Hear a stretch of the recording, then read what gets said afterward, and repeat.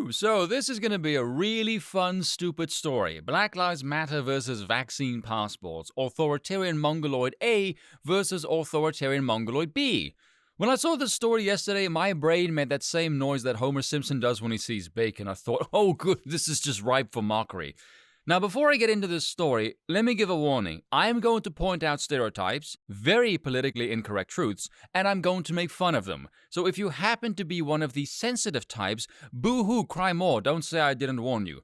Now, normally I would have a side that I am batting for, common sense. That's not really here, so we may as well just sit back and enjoy this slow-witted dumpster fire.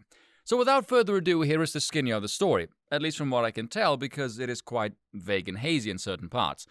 A bunch of black women in New York, 3 of them went to the Carmine restaurant, showed their papers, and they were let in. This is supposedly according to security footage, and they were later joined by 3 gentlemen. Apparently an issue with the vaccine passports, because, you know, New York is stupid enough to think a vaccine is somehow going to stop people from catching and spreading a virus. Fucking idiots. And only one of the guys had a passport. So the women went outside to see what was happening, and as predictable as the damn sunrise, a fight broke out, as we can see here. Pull up your fucking trousers.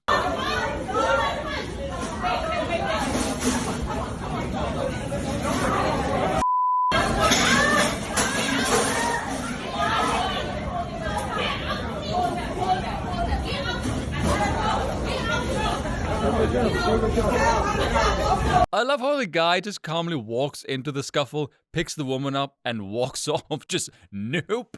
This is what we need to do with all women in Congress. Just pick them up and carry them off. Private function, men only. Make it a boys only club again.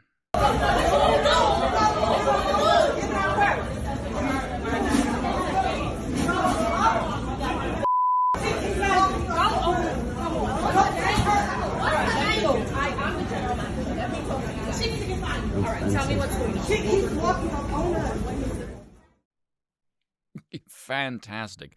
Now, as the story went viral, of course, Black Lives Matter, being the grifting, opportunistic shitheads that they are, show up to racialize the balls of the situation. The damn thing went public. There's now lawyers around. Racial slurs were involved, obviously. The whole 9 yards, a typical BLM intervention, etc., etc. Today we are here for black women. No, you're not. You're here for public exposure and to milk the situation for every penny and piss poor street cred like a fucking parasite. The most unprotected. Unprotected? The entire country and the machinery coddles you like children. Anyone who gives black women shit is immediately torn to shreds in the public eye. The most disrespected. Disrespected? Let me explain something to you. You don't get any respect because black American women are known for outlandishly poor, socially unacceptable behavior akin to a Neanderthal. The second they don't get their way, the weave and the rings come off, they initiate battlebot mode, get louder, and immediately physically escalate the situation. Case in point. And you will find a fair few research papers linking overly aggressive behavior to low IQ. If black women go viral, it is always for either this reason or twerking. And hilariously, it is always recorded and thrown into the ether of the internet by other black people. So don't get upset at people for judging you by a stereotype that you alone perpetuate and continue to reinforce. And the most neglected person. You sure as hell aren't neglecting your caloric intake. Fucking look at the size of you. You're built like an NFL linebacker. In this nation is the black woman. Right. On the basis of race.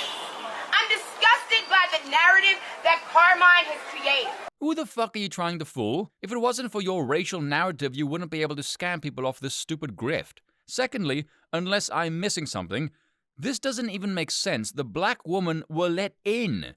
It was the men that were not. They didn't approach the restaurant and were told, "I'm sorry, we don't serve your kind." That's not what happened. You can try and make the case they were misandrous, that at least has some plausibility, but the race aspect holds no water.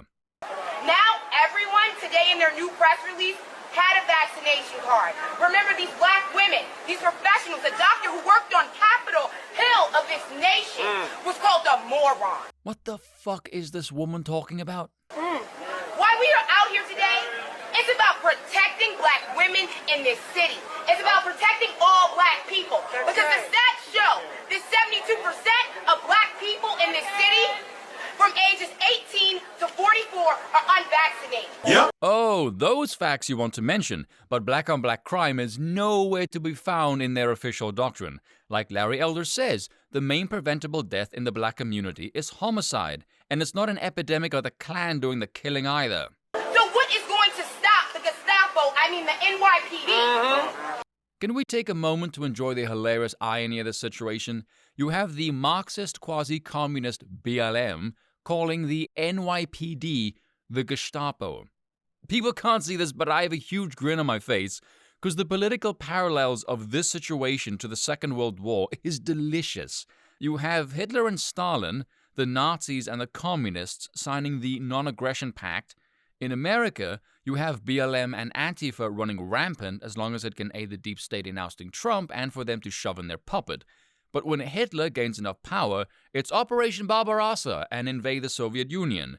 In America, it's the state flexing its power, saying now it's going to be our authoritarian boot standing on your neck. And these people are surprised. Meanwhile, everyone else saw this coming. What is going to stop them from rounding up black folks? What's going to stop them from snatching black people off the train? Snatching black people off the bus? What the hell are you smoking, woman? The NYPD is not going to go around rounding up. Actually, on second thought, given the anti-Semitism in New York, let's not go down that road. I don't think I can make an accurate prediction. What is going to stop them from doing this? We are.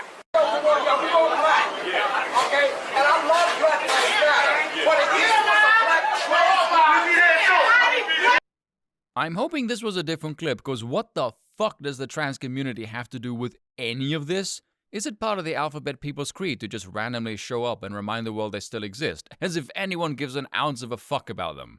Secondly, what gender is that person? Their voice is deeper than mine, for heaven's sakes. This is what happens when you have no goals, no purpose, and nothing meaningful to live for, and life is just on easy mode with no struggle. You gravitate towards stupid fringe movements like this, whose MOs have no connection to objective reality. This, Extinction Rebellion, Antifa, these are all movements overwhelmingly comprised of miserable people who individually are a bunch of pathetic misfits who have nothing going for them.